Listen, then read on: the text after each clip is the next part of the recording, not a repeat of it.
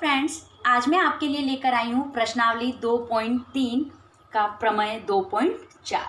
प्रमेय में हमें ये बताना है कि प्रमाणित कीजिए कि √2 एक अपरिमेय संख्या है। 2.3 के सारे ही सवाल √2, √3 और √5 ये किस प्रकार से अपरिमेय हैं इसके ऊपर आधारित हैं। तो पहले मैं आपको ये सिद्ध करके बताऊंगी कि √2 किस प्रकार से एक अपरिमेय संख्या है। आइए, प्रमाण। जब भी किसी संख्या को हमें अपरिमेय सिद्ध करना होगा तो हम उसकी उल्टी अवधारणा लेकर चलेंगे, क्योंकि ये सारी ही अवधारणाएं विरोधाभास प्रमेय के ऊपर आधारित है और उसी के द्वारा ये सिद्ध होंगी। तो यहाँ अपरिमेय पूछा गया है तो हम इसे परिमेय लेके चलेंगे। हमारा एक प्रोसेस है, माना कि √2 एक परिमेय संख्या है, एक परिमेय संख्या। यदि ये संख्या देखिए परिमेय है तो किसी भी परिमेय संख्या को हम a/b के रूप में ले सकते हैं, जहां a और b दोनों ही क्या होते हैं, पूर्णांक होते हैं, इंटीजर्स होते हैं, और जो b है वो कभी भी 0 के इक्वल टू नहीं हो सकता। ये कंडीशन होती है किसी भी संख्या के परिमेय होने की। तो √2 अगर एक परिमेय संख्या है तो √2 = a/b। आगे हमारे पास प्रोसेस यूँ होता है कि √b ये हमारे पास में हो गया a। अगर हम इसका वर्ग करते हैं तो वर्ग करने पर देखिए ये बन जाता है, √2 का जब हम वर्ग करेंगे ये वर्ग करने पर इस प्रकार से हो जाएगा। तो ये हमारे पास में बन गया 2b² = a²। अब यहाँ से एक चीज़ हमारे पास निकल कर आती है कि ये जो 2b² है तो यहाँ जो ये b² है वो 2 से विभाजित है, 2 से विभाजित है। बस इसे आप समझिएगा, आप समझ में आ जाएगा तो बहुत इजी हो जाएगा आपके लिए। क्योंकि ये 2b² है तो निश्चित रूप से अगर मैं यहाँ 2 का भाग देती हूँ तो 2 से 2 कट जाएगा तो ये b² डिविजिबल हो जाएगा 2 से।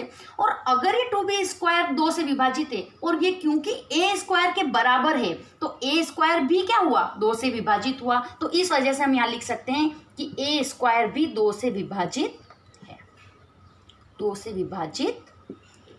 अगर a² यहाँ 2 से विभाजित है तो a भी 2 से विभाजित होगा, क्योंकि a × a ही यहाँ a² का अर्थ ही है कि a × a। जब a² ही 2 से विभाजित है तो यहाँ हम लिख सकते हैं a भी जो है वो 2 से विभाजित है, a भी हमारे पास में 2 से विभाजित है। अगर a 2 से विभाजित है तो a की टर्म को मैं ऐसा ले सकती हूँ 2 और कोई एक तीसरा पूर्णांक मैं ले लूँ, a को 2c के इक्वल टू लिया जा सकता है, a = 2c। यदि फिर हम इसका स्क्वायर करते हैं वर्ग करने पर तो a² आपके पास में हो गया 4c², 2 दूनी 4 और c²। तो यहां से हमारे पास में a² = 4c², ये भी a² = 4c² और ये a² = 2b² है। तो इन दोनों ही टर्म को मैं आमने सामने अगर रखती हूँ तो मेरे पास आ जाता है 2b² = 4c²। देखिए ऐसा लिख सकते हैं। अगर हम ऐसा लिख सकते हैं तो 2 4 से कट जाएगा तो ये टर्म हमारे पास बन जाएगी b² = 2c²। अब यहाँ से एक निष्कर्ष फिर हमारे पास निकल कर आता है कि ये जो c² है ये 2 से विभाजित है।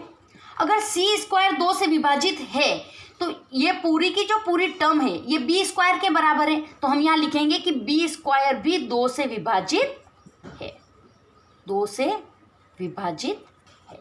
अगर b² 2 से विभाजित है तो b भी 2 से विभाजित होगा, b भी 2 से विभाजित है, 2 से विभाजित है। अब आप यहाँ ध्यान दीजिए कि अगर a भी 2 से विभाजित है और b भी 2 से विभाजित है तो इसका मतलब a व b में उभयनिष्ठ गुणनखंड है और वो है 2, दोनों ही 2 से विभाजित हो रहे हैं। तो इसका मतलब a और b दोनों में उभयनिष्ठ गुणनखंड विद्यमान है।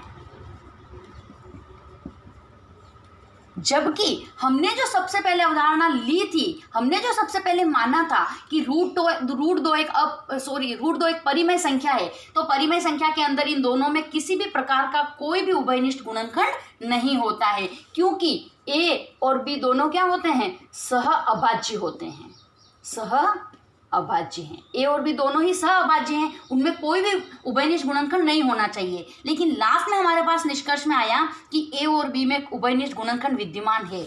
अतः हमारी परिकल्पना विरोधाभासी है, विरोधाभासी है। अतः हमने जो माना था वो गलत था। √2 एक परिमेय संख्या हमने मानी थी और अब हमने बताया कि हमने जो माना था वो विरोधाभासी है। अतः √2 एक अपरिमेय संख्या है, अपरिमेय संख्या है। इसी प्रकार से हम √3, √5 सभी के लिए ये प्रमेय सिद्ध कर सकते हैं।